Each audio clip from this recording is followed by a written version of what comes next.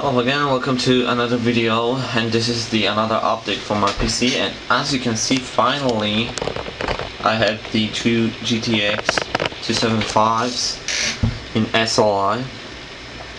This is the second one that I've bought. Both of those are for the Win edition, so that means they are overclocked to 30 in the core and 2520 in the memory. That means that you can get about 144 gigabits per second for memory bandwidth. Also, the texture fill rate is about 45.7 gigapixel per second. Pixel fill rate is 20 gigapixel per second, and other boring stuff that you don't want to hear. I know that you just want to hear how this graphics card performs. So let's talk about a little bit about bottlenecking, because I have still this old Q6600 CPU, and it's not really performing well with two of those.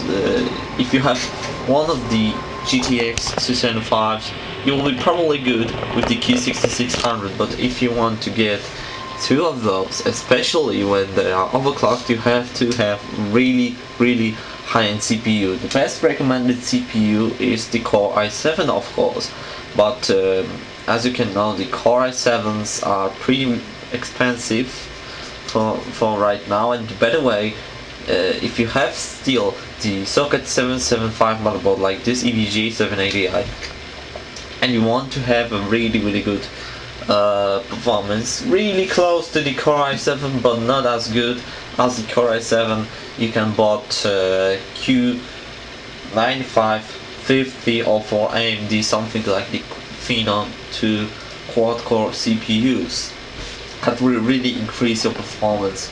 So I'm gonna change this Q6600 for the Q9550, and we're gonna have a really nice, not bottlenecked multi-GPU computer configuration. Oops, triple fold. Okay, so now we're gonna make the thermal advantage test, but we're gonna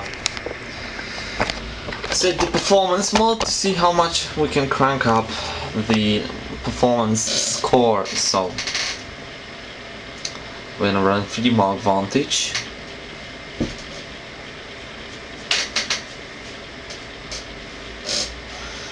One thing that I'm gonna disable is the feature tests. I'm gonna turn them off, all of them. We of course leaving the graphics test and the CPU test. So let's gonna talk about the configuration that we're using today's test.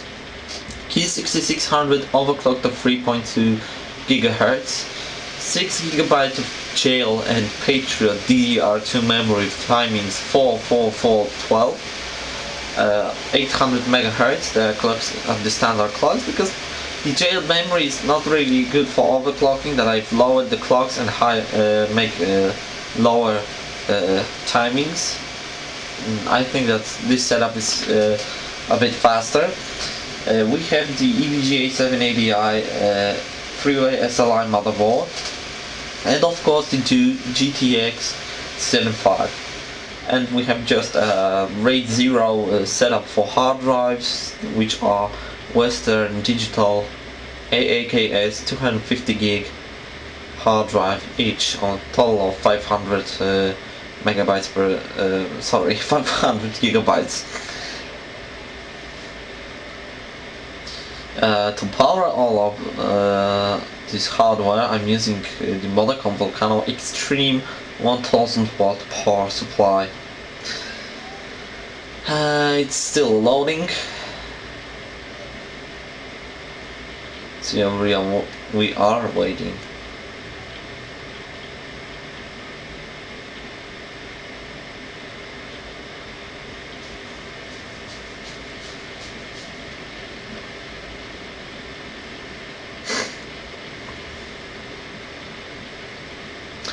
Later on this video I'm gonna show you how loud this system is over full load. We're gonna run the program called OCCT. I'm gonna try to run the power supply test. This test is stressing all the components. It is stressing the CPU for the 100%. It is stressing the memory, something like 100% for the memory, and for the 100% GPU. It also stresses the multi-GPU configurations.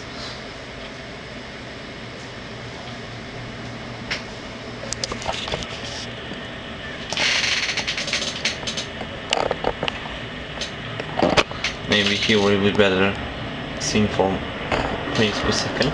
Just gonna switch the camera to better angle.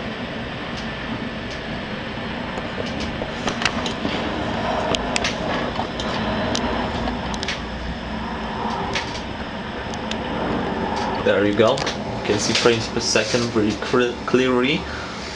This is with the 2 GTX 2540 with addition. I've made the overclocking test earlier before this video, and with this processor, overclocking is not really resulting much increase in performance. We could see much increase in points when I was making the overclocking of the two 8800 GTSs, but for this graphics card you have to have really high-end CPU. Q6600 is a nice processor, but it's pretty old. It is first quad-core CPU and it's not really good for overclocking.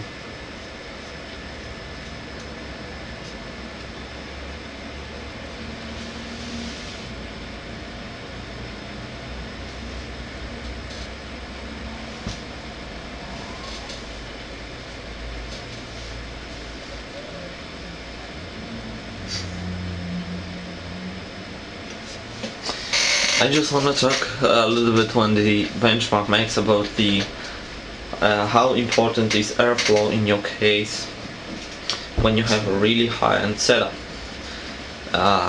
One thing when you're purchasing the gaming rig is one of the most critical points is the cooling. When you're getting really nice graphics card, really nice motherboard, really nice CPU, especially when you're gonna overclock, remember that the higher your hardware gets, the higher has been everything. So when you're getting really high-end graphic card, it has to be a really high-end motherboard. The same goes to the CPU. When you have really high-end CPU, you have to have really high-end motherboard, and you have a lot of memory capacity, I mean the RAM capacity and the RAM speed. All components, when you're getting the high-end gaming rig, have to be high-end, so that means you can't get really low-end memory because it's gonna be slowing down or it's gonna decrease your overclock result or your some sort of performance. That is from my own researches that I've made. I was having a lot of different computer setups, and I know that when you're getting a really high-end computer and some part of it, even if it's a hard drive, it's not high-end, the computer gonna work really strangely, and in some cases the increase in performance when you, for example, updated something, is not really can't see the increase in performance. You have to also remember to clean up your computer regularly. Oh, damn it, regularly, something like that. You know what I mean? Because the airflow gonna decrease and your computer hardware will start to get really hot. For now, I'm gonna tell you the temperatures that I have, or maybe not, but I think it's about 80 degrees on the GPUs.